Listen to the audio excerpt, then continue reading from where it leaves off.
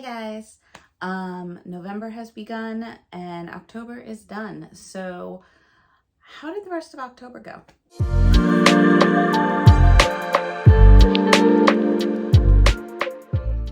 Hey guys, if you are new to the channel, welcome. My name's Nicole, and if this isn't your first rodeo, thanks for sticking around. So yeah, October seemed to go by in a flash. It went by so quick.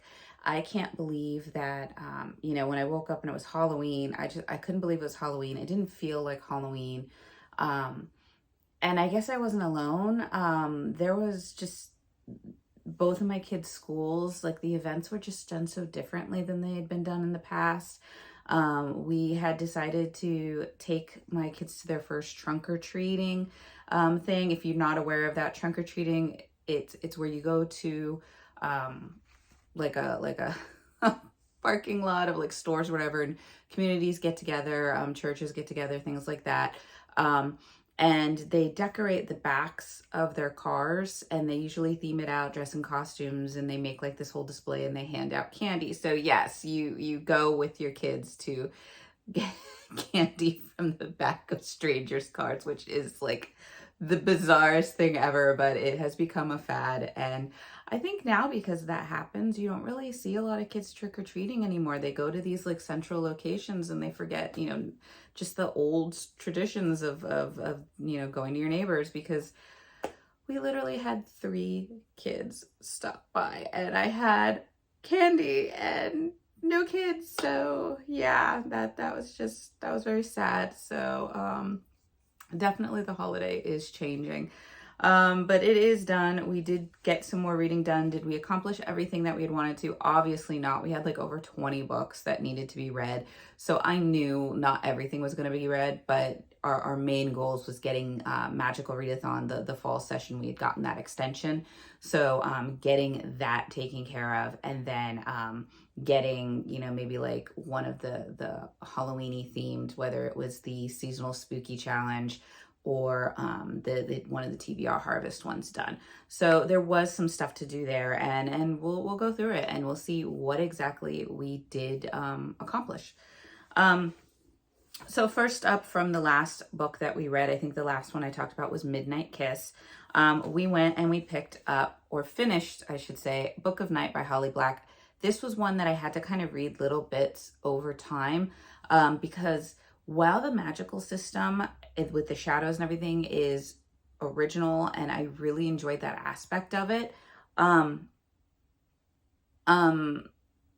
it just felt slow going. Like the pace just felt really slow going, very drawn out, very dreary.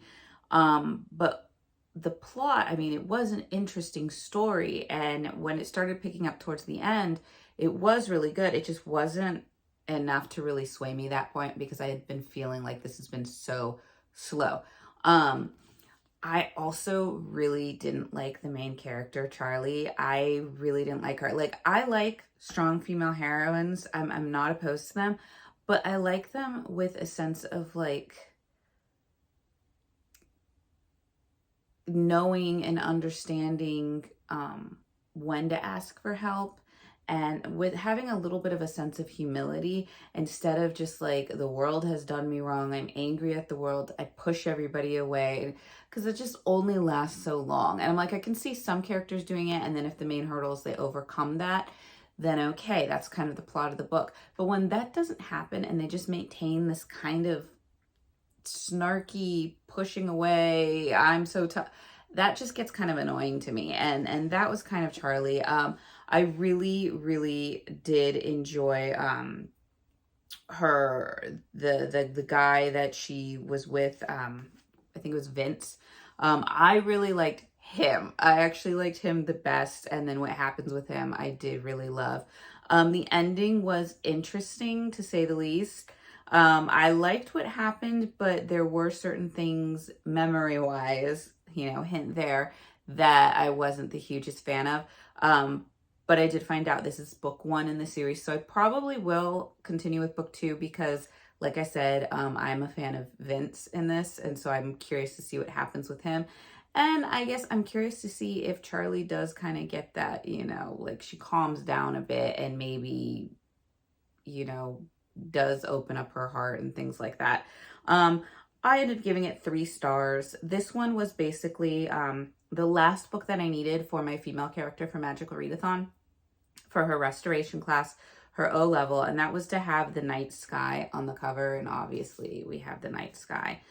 So this basically completed all the prompts for my female character. So next up was one that I was really excited to go after because I was a huge fan of the movie growing up, and that is The Ghost and Mrs. Muir. This is by R.A. Dick. This is actually the basis for the movie. I didn't know that it was based on a book, and when I found out, I wondered if it was like the book came after the movie. No, the book actually came before the movie. It was its own original thing. And it is just this great little read. Basically, you have Lucy Muir, who her husband has just passed away. He's left her a widow. She's basically kind of been controlled by her family, whether it was her parents, her husband's family, and now she's trying to venture out on her own with her kids, and she ends up taking a house or renting a house, buying a house that's this like kind of cliffside seaside cottage that used to belong to an old sea captain who passed away many, many years before. And he hasn't left. His ghost still haunts the place. And little Miss Muir decides she is going to stand up to this ghost because she loves the cottage. And this kind of friendship and protectiveness and, you know, romance does kind of happen between the two. And it just continues from there. There were some differences from the book to the movie. Now, I had grown up watching the movie with Rex Harrison and Gene Tierney. It's an old black and white one. I think they did do color on it, but I am partial to the black and white. I know there was also a TV show, and I had seen like a few episodes of it, but I hadn't seen like all of it. In the movie, they make it seem like it's Victorian age or like turn of the century, whereas the book is actually, I want to say, post World War II to like maybe the 50s and 60s. They mention gas stations and all sorts of things that you just wouldn't see in the movie version with the way that they're dressed. Also in the book, she has 2 children. In the movie, she just has her daughter, and I can understand why they only kept the daughter in the movie because she's the one that does kind of have conversation regarding the sea captain and kind of leans in, that carries the mom. The son in this, I didn't like, he was just kind of, you know, as a child, he's just very kind of more on the strict no nonsense side, but as he gets older, it just gets so much worse, and he just gets so like, but there is a funny wedding scene in here pertaining to the son that I did kind of giggle and laugh at, and things that happen. And basically, the sea captain, when Miss Muir something happens and she basically loses her wealth, the sea captain tells her, you'll write the story of my life and you'll publish it and you'll make your money that way. And that's how you can keep the house and everything. So they do that. And what I loved about between Miss Muir and the ghost was there was some banter between them, and there's a lot of discussions about the afterlife and how you feel and then how one looks at the world, because they have 2 very different viewpoints on it, and just how it is going forward. And I just really loved it. It's not a spicy romance by any means. It's just a really, really good little like ghostly tale with sweetness and good vibes and a sad but wonderful ending. So I really, really, really encourage everybody to pick this one up. See the movie. The movie's great. And just have a good time with it. It's meant to just it hits you in the feels. All right, I love it. Obviously, I gave this one 5 stars, not just because I love the movie, but the book was interesting in its own way, and it was just sweet and everything it needed to be. This one was done for the Seasonal Spooky Challenge, and that was to read a haunted house book, and also a novella because it was a little short. And then I used it not on this one, but on I think it's the French or Italian version of the book. It does have the Mrs. Muir and the ghost and a window behind them. So I used it for the window prompt. as well as the little extra that it does involve ghosts. It does have a ghost in it. So it did do that one. And I also used this one. We had switched this one out, or actually, no, we didn't even switch it out. But this was for my male character's year in Aurelium. We skipped ahead a little bit. We're kind of going out of order, but they'll all get done. And this was for the October pick, and that was the Feywild, quickly hide and be stealthy and avoid being seen. And that is to read a book that you haven't heard a lot of people talk about. And obviously this is from like, I think 46, 47, somewhere around there, 1940s. Not a lot of people talk about this book. I'm talking about it, but not a lot of people talk about it. So I did go ahead and count it for that, and we finished it. 5 stars, like I said, highly recommend. Hits you in the feels. Great little ghostly tale. So next up, we picked up one of the ones that is, you either love it or you hate it. And that is Grady Hendrix, The Southern Book Club's Guide to Slaying Vampires. I had been curious about this because having this older women book club and then take on vampires, I just kind of loved that premise. And then even in the beginning, when the author talks about how he really wanted to write a book about the differences between a mom who is, you know, she's got all this pressure, all these rules and regulations upon her, and then you have a vampire that's like wild and free, and how they would face off with each other. I was like, I liked that spin. I wanted to do that. I DNF'd it. I got about 100 pages in, and I was bored out of my mind. It just felt more to more daily living. You have these women who they had this like more classical book club, and they all weren't reading the books. They hated the books. So they decided to go with this like murder mystery kind of book club where they'd read like a fictional horror book, and then they'd match it with something that's more true crime. And they're all having fun and reading these. But that was really only like their discussions revolving around the books they were reading was really as spooky as it would get. Otherwise, I'm like, there was gross scenes in there, like what happens to the main character, because this woman is, I don't know if she was infected with rabies or whatnot, but she like kind of attacks her and like bites her ear off and stuff. And I'm like, there were some like graphic, gross scenes, and I guess maybe that's where they get the horror, but there wasn't really anything like vampiric going on. It was just really, really slow, really, really boring. I didn't really care. There was like nothing pulling me along. And so I went and I started reading other people's reviews of it, which I don't like to do at the beginning of the books. I want to form my own opinions, but I wanted to see if it got better. I wanted to see if it started, you know, getting spooky, if there were vampires. And based off the reviews that I was seeing, and I read everything from some of the, you know, the 5-star ones to the 1-star ones and in between to just get you know, an average. And I just wasn't liking what I was reading. And so I put it down. I was bored. I know, like I said, some people love it, some people hate it. I didn't hate it. It just wasn't what I was looking for in a spooky season read. I felt like the title's very misleading. So I didn't do that. This was supposed to be for the magical readathon for my male character Farron for elemental studies, the O levels, to read a book with your fave scent on the cover or title. So it had some peaches. So citrus and peaches are kind of my favorite scents. Because I didn't finish it, I ended up using some points to do the scroll of closure to still get the points from DNFing. So we did DNF it. However, we did get the points and cleared that course. So next up, I ended up picking up Edgewood by Kristen Ciccarelli. I don't know if I pronounced that last name right, so I apologize. I had read The Crimson, or was it Heartless Hunter? Yes, Heartless Hunter, like right behind me here. And I really enjoyed the writing style and the story that she was telling. So I was really curious to see what this story would be. And I had it sitting on my shelves for a while. Beautiful, beautiful cover, you know, very alluring. And so I picked it up, and it was good. It was good. It's a YA.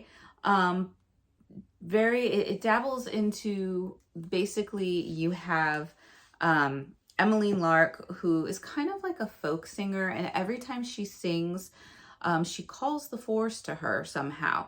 And all she wants to do is go out, be a music star, you know, kind of live the life.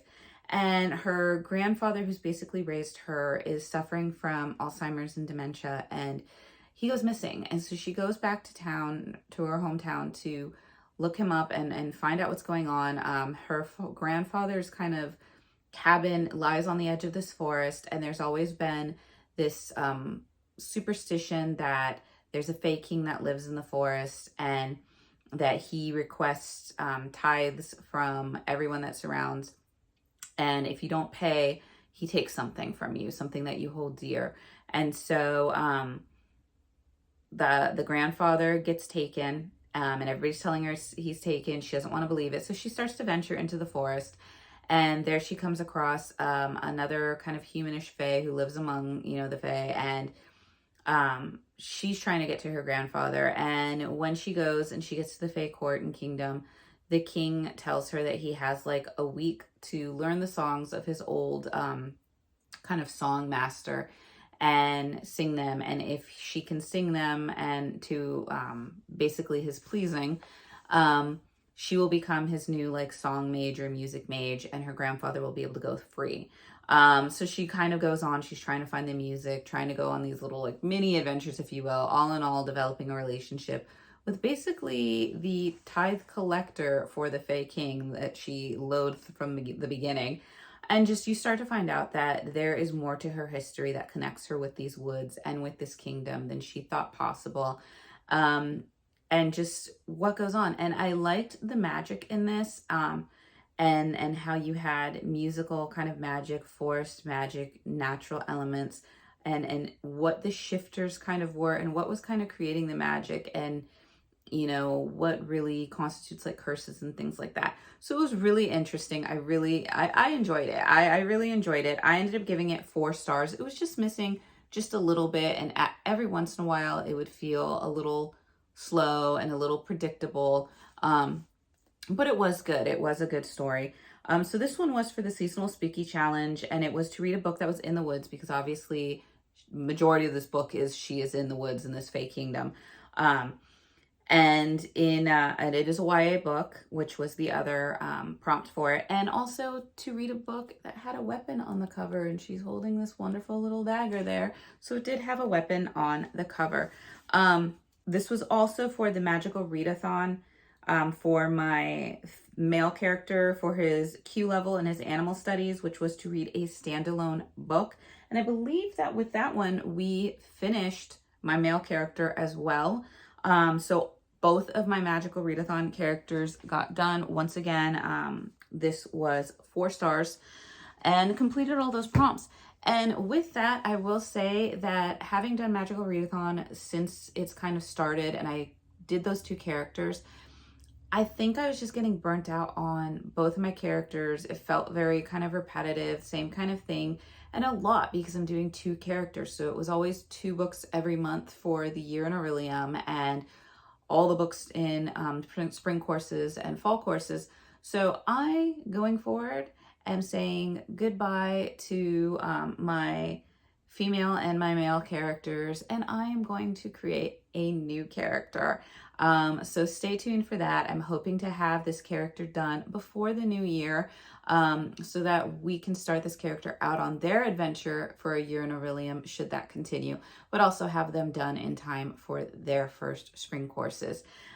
So stay tuned for that, see how that goes in upcoming videos. But yes, we are going to be switching over, which means I used up points for these 2 characters to finish them off. That's fine. I had the points. Now we are going to start brand new. No points can be given, so I have to read these things. So it's going to be interesting, and we're going to see how that goes. Next up is a book that has a little bit of a story to it, because I saw this long ago when it first came out in the stores, thought it was beautiful, loved the sprayed edges, and I was like, let's wait and see what other people say about it, because, I don't want to spend a whole bunch on books if I don't know, never read the author. And I started seeing some good stuff come out. Everybody was praising it. Everybody was hyping it up. And then I was like, okay, I think I'm going to go get it. And when I went to go get it, it was sold out. So then I went to another store and it was sold out. And I was trying to find it on Amazon, and I couldn't find it on Amazon. And so I was just getting really, really upset that I waited so long. And I was trying to look through stores, and finally I did a little bit of tinkering and I was able to get it on Amazon. So I did get it. And I am happy, and I learned my lesson now that if I see a very, very pretty book and it's just really looking good, that maybe not wait on it after all. And that was The Games Gods Play by Abigail Owens. Like I said, the sprayed edges are stunning on this. You have the Golden Gate Bridge on it, and the end papers were just gorgeous. This is basically the Greek pantheon has survived. I mean, I think all pantheons survive, but they're concentrating on the Greek pantheon, and it's most of it is centered around San Francisco, which is great because I grew up around San Francisco. So I don't live there now, but I did grow up around there, and I had a lot of really great memories, with Fisherman's Wharf and everything. So seeing the bridge, hearing about San Francisco, it kind of hit, my childhood on this one. So basically you have the main character. I want to say it's Lyra or Lyra. It's Lyra. So it's one of those ones I think pronounces either way. And she basically is an orphan, or she's not an orphan, but she's been given over by her parents to kind of pay debts to a den of thieves that is ruled over by Hermes. That's their patron saint. And she's kind of just going through the motions, trying to save up, clear out the debt so she can go live on her own. She has a crush on one other boy that's there that is one of the thieves. And so it's just kind of their life. And she gets really upset at one point, and she stumbles into Hades. And Hades kind of is fascinated by her, that she doesn't back down from him, and she's just kind of like had it. And there is basically every 100 years, there was apparently this big, big war, and the gods fought, and so they fought for power. And what the outcome was that every 100 years, the gods would choose a human champion to fight in a bunch of competitions, death-defying, acts, basically. And whichever champion won, that god would then rule over the other gods for the next 100 years. And so far, Zeus has basically been the one to win it. So now you have all of them coming up, and Hades summons Lyra as his champion. And this is really weird because Hades has never summoned a champion before.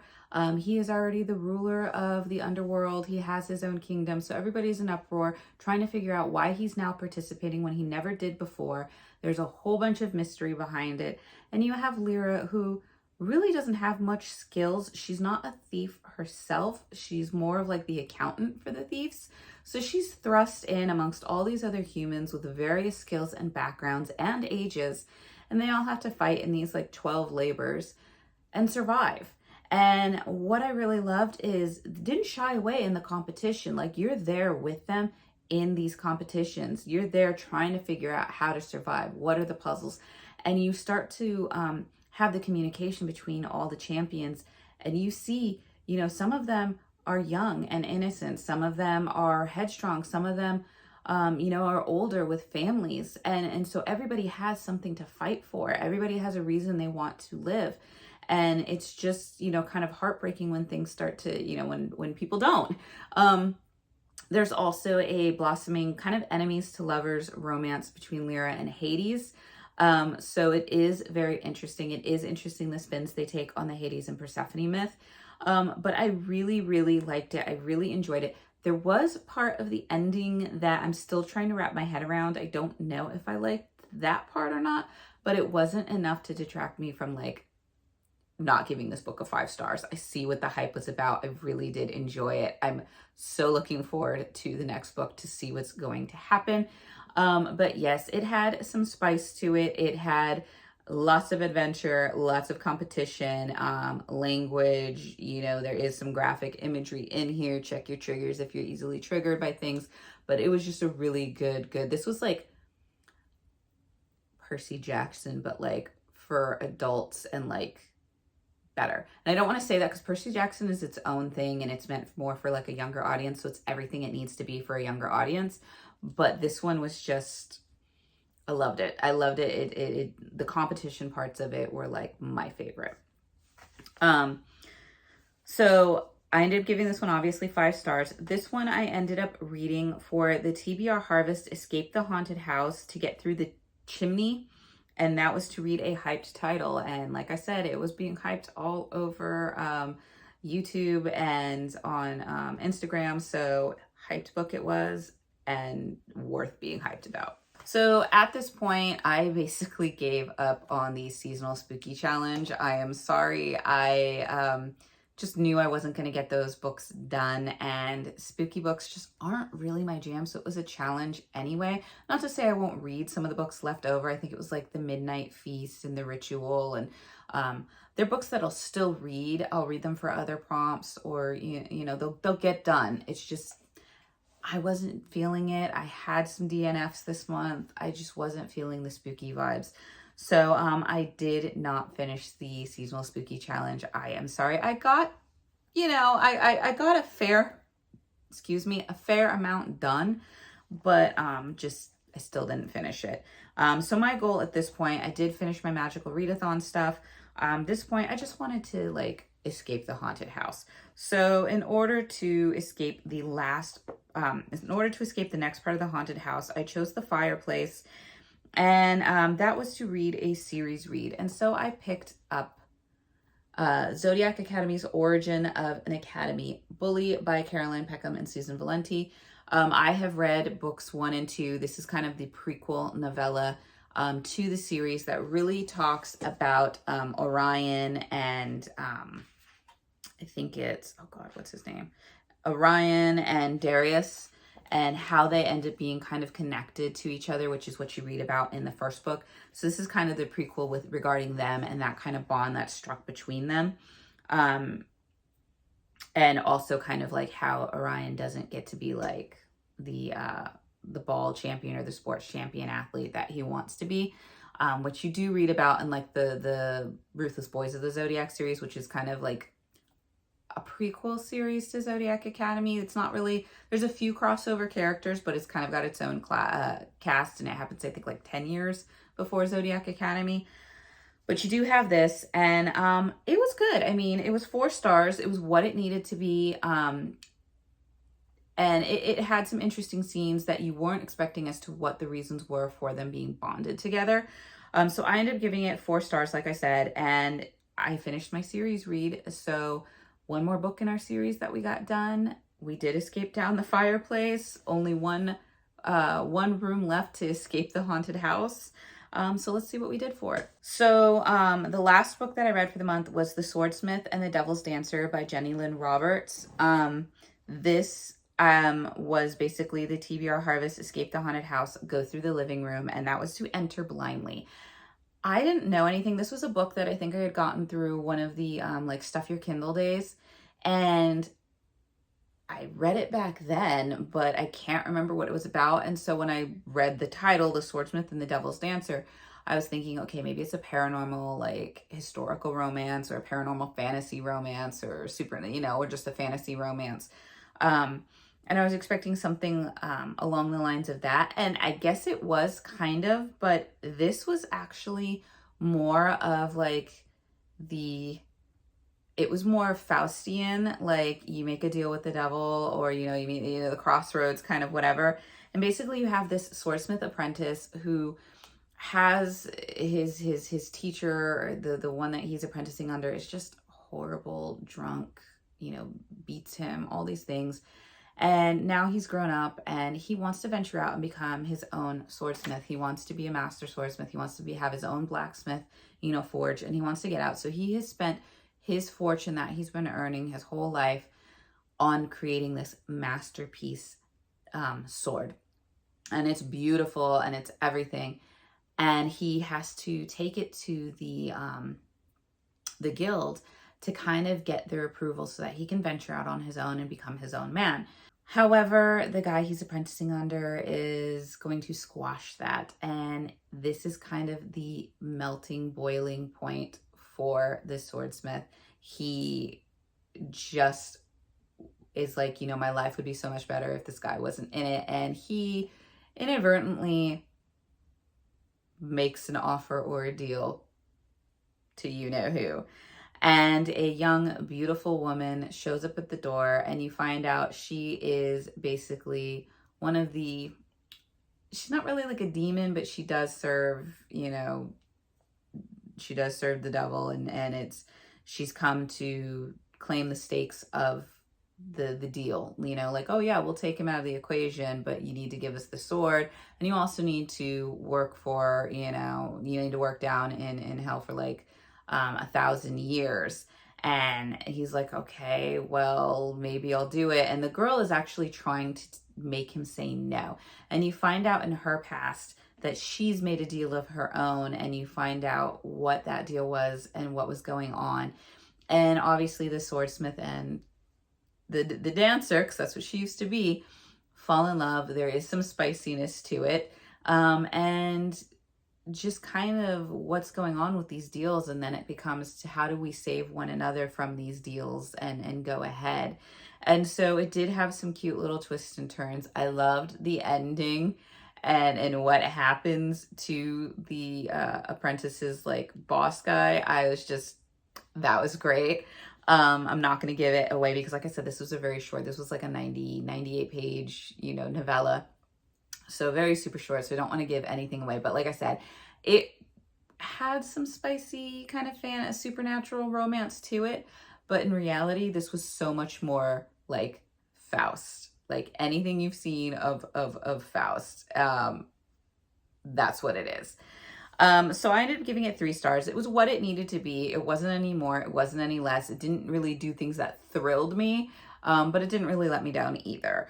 And so because we finished that one, we got out of the living room, got out the front door, and we escaped the haunted house. So we did get one done.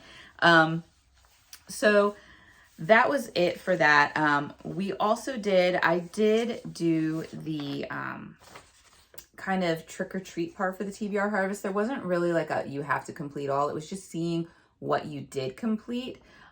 So there were various icons, and I'm gonna have to flip it upside down here because it's upside down on the other end. And we just went through, and based on what I read in October, we kind of finished different things. So new release, which was the movie tickets here, was to read a 2024 publication. And for that, we had read The Midnight Kiss. I'm not going to go much more over these because these might be in part 1 or the check-in that I did for October. So you can check that out. I'll link that down below. But we did read that and did that. Then we had the Lantern down there, which was the T.B.R. backlist, a 2023 or earlier book. And we did Book of Night. For a mysterious read, which was the Mask, that was the Counselors, because it was a mystery. For vampires in the story, we also did Midnight Kiss, and that was funny because they had garlic for the vampires. For a romantic subplot, which was the Candied Apples, we used Midnight Kiss again. You could use multiple prompts for books. That was fine. Also for a supernatural book, which was the Bat, we used Midnight Kiss. For a found family, which was the, if I can find it, up here, the Pumpkin Pie, we did the Counselors because there were elements in there for that. For a grumpy character, which was the Salt, because, saltiness, we did the Ghost of Mrs. Muir because the sea captain was grumpy. From a book to film adaptation, which had the popcorn on the cover, obviously we went with the Ghost of Mrs. Muir. For a veteran or repeat author, which was the Spiderweb, we did the Book of Night by Holly Black because I have read 1 or 2 of the Cruel Prince and Elf Flame series. So she was a repeat author for me. And then for a book with a historical setting, which was the Record Player, I did the Ghost of Mrs. Muir as well because it was like I said, it was post-World War II to the 60s for me. So we did complete some of those as well. But that was basically it for October. Like I said, there is stuff that's going to be rolling over. We have taken an interesting spin on that, and if you're curious about that, you can check out the November TPR to find out what's going to go on there. I will, now that we have finished our 2 characters for Magical Readathon, I will be adding to the spinner wheel the creation of our new character as a possible prompt, and we will see how that goes. But yeah, let me know how you guys did. If you guys did any of these challenges, did you escape the haunted mansion or the haunted house? Did you finish your seasonal spooky challenge reads? What did you read? What challenges did you do? I hope you guys were successful, more successful than me. But also I hope you guys just had fun. Let me know how you guys' Halloweens went, if you celebrate, if it was fun, if it was better than, if more kids showed up to your house than mine.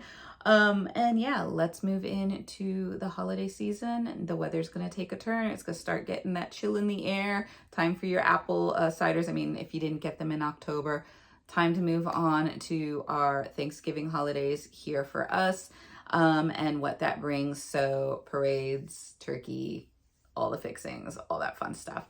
But I hope you guys are well. Stay warm, stay healthy, stay hydrated, and I will see you guys in the next video.